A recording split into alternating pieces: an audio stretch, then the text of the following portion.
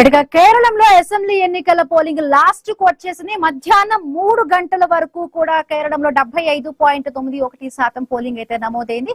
Voting కేంద్రాల వద్ద ఓటర్లు కూడా క్యూ కడుతున్న పరిస్థితి. ముఖ్యంగా కూడా ఎక్కువగా కేరళంలో ఆల్ టైమ్ రికార్డ్ గా కూడా ఈసారి ఈ ఓటింగ్ పర్సంటేజ్ నమోదైందంటూ కూడా అంటున్నారు. 140 అసెంబ్లీ సీట్లకు కూడా ఇక్కడ గట్టిగానే టఫ్ ఫైట్ కనిపిస్తోంది. కేరళంలోని అధికారం చేజెక్కించుకోవడానికి ఇక్కడ మ్యాజిక్ ఫిగర్ 71 రావాలి. సో మ్యాజిక్ ఫిగర్ వచ్చే విధంగా కూడా కేరళంలో ఇప్పటికీ ఎల్డీఎఫ్ అధికారంలో ఉంది, యూడీఎఫ్ అదేవిధంగా కాంగ్రెస్ కూటమి కూడా ఉంది. సో ఏ పార్టీ కా పార్టీ కూడా ఇక్కడ తమ అధికారం చేజెక్కించుకోవాలనే విధంగా పావులు కదుపుతున్న పరిస్థితి.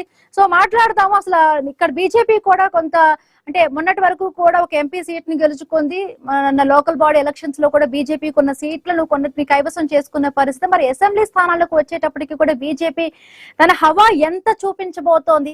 సో ఆ మార్క్ ని ఈసారి బీజేపీ చూపించబోతుందా? ముఖ్యంగా ఇప్పటి వరకు ఉన్న సర్వేస్ బట్టి కూడా ఎక్కువగా కూడా ఎల్డీఎఫ్ లెఫ్ట్ డెమోక్రాటిక్ ఫ్రంట్ కు మాత్రమే ఎక్కువగా కూడా ఎడ్జ్ వస్తున్న ఫలితాలు ఉన్నాయి.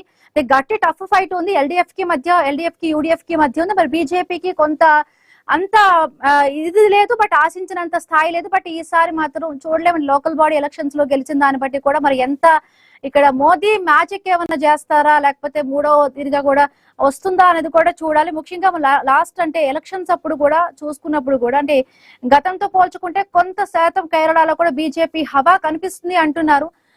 సో మాట్లాడదాం, మా కలీగ్ కూడా అక్కడ న్యూస్ రూమ్ నుంచి వంశీ కూడా జాయిన్ అయ్యారు. Good evening Vamsi.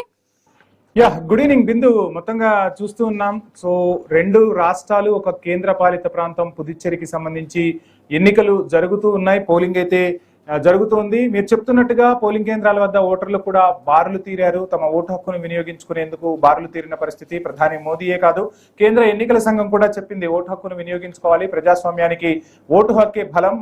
మన ఓటుతోనే ఒక మంచి నాయకుడిని ఎన్నుకోవాల్సిన ఆవశ్యకత ఉంది అని చెప్పినట్లుగానే ఎక్కువగా పోలింగ్ కేంద్రాల వద్ద జనమైతే బారులు తీరుతున్న పరిస్థితి. ఎలక్షన్ కమిషన్ కూడా అన్ని ఏర్పాట్లు చేసింది. సో పోలింగ్ కేంద్రాల వద్ద ఏర్పాటు చేయటం, మహిళలకు సంబంధించి పింక్, అదేవిధంగా యువతను ఆకర్షించేందుకు బ్లూ బ్లూతులను కూడా ఏర్పాటు చేసింది. సో మొత్తంగా పర్సంటేజ్లు అయితే మనం చూస్తూ ఉంటే అత్యధిక పర్సంటేజ్లే నమోదవుతూ ఉన్న పరిస్థితి స్పష్టంగా కనిపిస్తోంది బిందు. ముందుగా మనం కేరళ గురించి మాట్లాడుకుందాం. సో కేరళలో అన్ని ప్రధాన పార్టీలు ప్రచారాన్ని హోరెత్తించాయి. దేశం మొత్తం చూపు కూడా ఇప్పుడు కేరళం వైపు ఉంది. సో భారతీయ జనతా పార్టీ ఏమైనా మ్యాజిక్ చేయబోతుందా? ఎల్డీఎఫ్ యూడీఎఫ్ కూటమిలు ఏ విధంగా ఓటర్లను ఆకర్షించాయి, ఎవరికి ఎటువంటి ఫలితాలు రాబోతున్నాయనే అంశం కూడా సర్వత్రా చర్చనీయాంశం అవుతున్న పరిస్థితి. మొత్తంగా కేరళలో 140 నియోజకవర్గాలుంటే ఈ 140 నియోజకవర్గాల్లో మ్యాజిక్ ఫిగర్ 71. సో ఎవరు ఈ 71ని క్రాస్ చేస్తారు అనేది చూడాల్సి ఉంటుంది. సో పోలింగ్ పర్సంటేజ్ అయితే మనం ప్రస్తుతం చూస్తూ ఉన్నాం. సో క్లియర్ కట్ గా మనకు 3 గంటల వరకు ఎలక్షన్ కమిషన్ ఏదైతే ఉందో మనకు ఆ వెబ్సైట్ లో మనకు అందిన ఫలితాలను చూస్తే 3 గంటల వరకు 62.71